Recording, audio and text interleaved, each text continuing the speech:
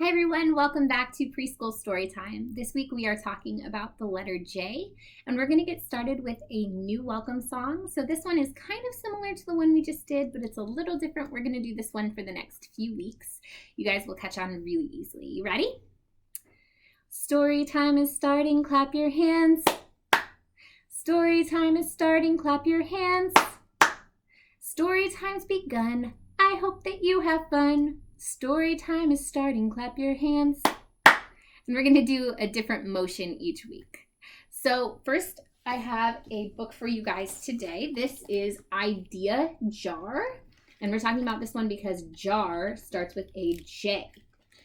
And this is a book by Adam Lehrhaupt. And I'm sorry if I'm pronouncing that incorrectly. This is Idea Jar.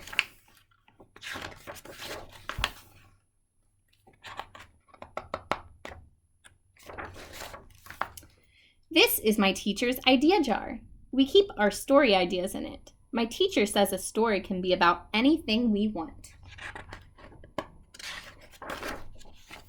A space robot, a horseless cowgirl, a giant dragon,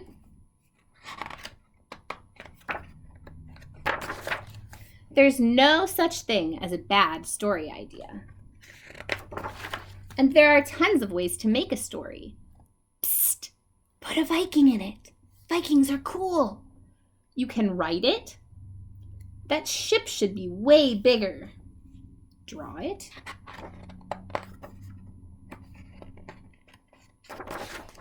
Talk it. Then a giant badger knocked on the door. What about a Viking? Everything is better with a Viking. And shouted, "Who has my pink dress?" You can even combine ideas to make your story better. Bored Viking. It's important to create stories for your ideas, or else your ideas get rowdy. That can be trouble. When it's part of a story, an idea is happy. Help! We need a story! Right now! Let us out! Meow! Please? Hey! It's crowded in here. But when it's not... Oh no! The ideas! This isn't good. Look! They all fell out of the jar. Watch out! Those are lasers! Duck! Whoa! Big lizard! Hide! Oh no! Stampede! Run! These ideas need a story. Will you help? Let's start with one idea. Viking. Then weave in another. Viking, space robot. That was great. Now we turn things up a notch. Viking, space robot, dragon. Excellent work. Here's the big finish. Horseless cowgirl, dragon, space robot, Viking. Wow, you were awesome. Look how happy they are. Now everyone back in the jar. Let's try a story with more ideas next. Yeti, kitty, octopus, bicycle, playground, yo-yo. The end. So that's a really good idea for something to do. If you're ever bored, you can try and come up with your own ideas for stories. It's kind of fun to come up with that together as a family. So if you come up with an idea and have your grown-up come up with a story, and then maybe they can come up with an idea, and you can come up with a story, and then maybe you can put your ideas together. There's all kinds of things you can do with ideas and stories. All right, next we are going to sing a song. This is a song called Peanut Butter Jelly. And the reason we're singing this is because jelly starts with the letter J. So I need you to know some motions first. So you're going to have peanuts. You're going to dig the peanuts. And then you're going to crush the peanuts. And then you're going to pick the berries. Then you're going to squish the berries. You're going to spread the peanut butter and jelly on your bread. And then you're going to eat your sandwich. All right. First, we're going to start with our hands up. Goes like this. Peanut, peanut butter, and jelly. Peanut, peanut butter, and jelly. First, you take the peanuts and you dig them. You dig them. First, you take the peanuts and you dig them. You dig them. Peanut, peanut butter, and jelly. Peanut, peanut butter, and jelly. Then you take the peanuts and you crush them. You crush them. Then you take the peanuts and you crush them. You crush them. Peanut, peanut butter, and jelly.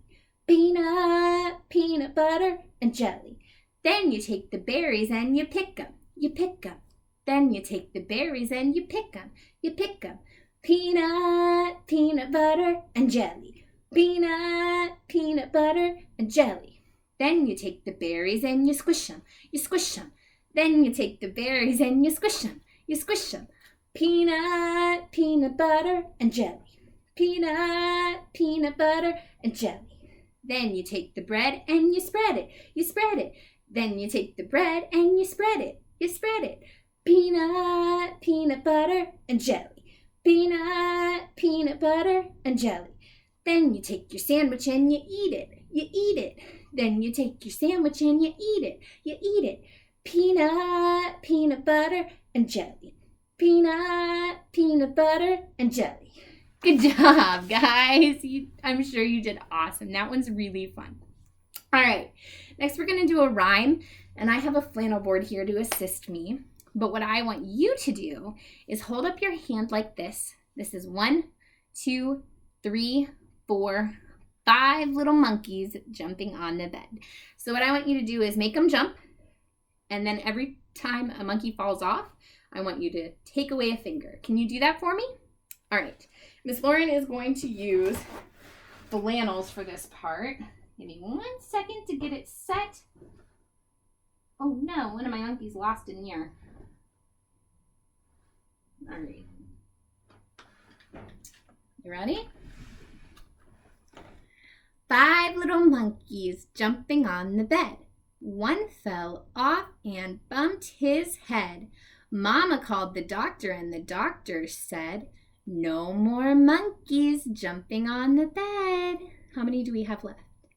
1, 2, 3, 4.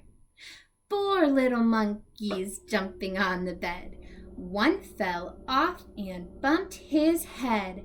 Mama called the doctor and the doctor said, "No more monkeys jumping on the bed." How many monkeys are left? 1, 2, 3. 3 little monkeys jumping on the bed. One fell off and bumped her head. Mama called the doctor and the doctor said, "No more monkeys jumping on the bed." Can we count what's left? 1, 2. 2 little monkeys jumping on the bed. One fell off and bumped his head. Mama called the doctor and the doctor said, "No more monkeys jumping on the bed." How many monkeys are left now? Just 1? 1 little monkey jumping on the bed. She fell off and bumped her head. Mama called the doctor and the doctor said, "Get those monkeys back to bed." All right. You never jump on the bed, do you? No.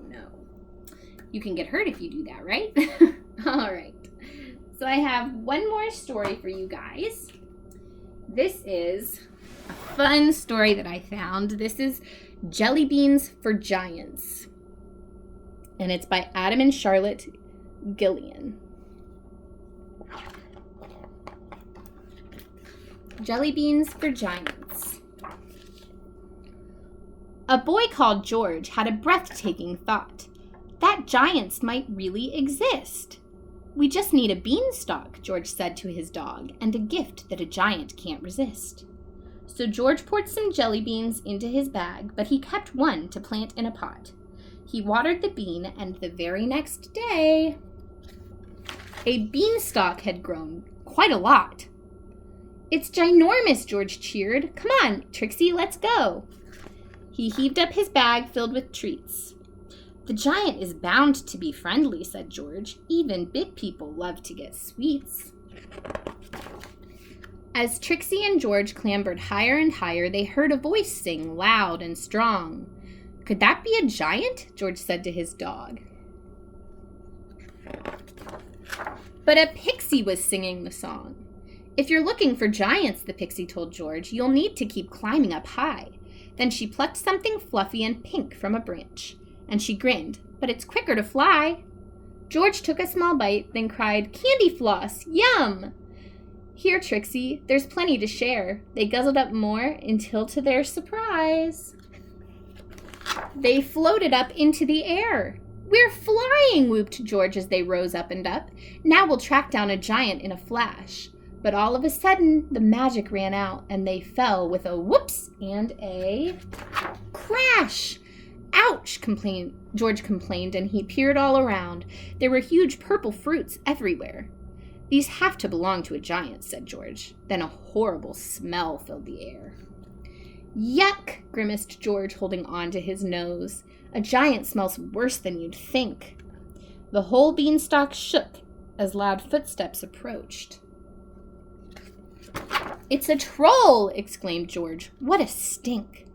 Then the troll spotted George. He held up a large spoon and waved it toward a huge pot. "Oh, Trixie, he wants us for lunch," stammered George. "Oh, no," boomed the troll. "I do not." "I'm harvesting grumpkins," he said with a grin, "to put in my fine grumpkin stew. You must come and taste it. My cooking is great." And he held out a ladle of goo. George sniffed the troll's stew, and he pulled a grim face. The steaming hot gunk made him wheeze. The troll put a sprinkle of pepper on top, then let out a whopping big sneeze. They shot up the beanstalk, propelled by the blast, and were covered in gunge and thick and green. They came down to land with an almighty bounce on what seemed like a huge trampoline. "This has to belong to a giant," cheered George. "At last we are having some luck." But he looked down and saw that his feet couldn't move and that he and his dog were now stuck. "That's not a trampoline, is it? What is that?" "This isn't a trampoline, Trixie," said George. "And what is that scuttling sound?" Then 8 gangly legs tiptoed onto the web as Trixie and George spun around. "A huge hairy spider!" George stammered. "Oh no! Are you going to eat us for tea?" "Of course not," the spider laughed, scurrying up. "I'll soon set the two of you free." But just as the spider was cutting them loose, the massive web started to sway. A loud, booming voice called out, "Fee-fi-fo-fum!" And then, swoop, they were lifted away. George gaped at the hand that was holding them up, and 2 huge bright eyes twinkled back. "I found you at last!" "A giant!" George shouted. "I found you at last!" But the giant said, "I need a snack."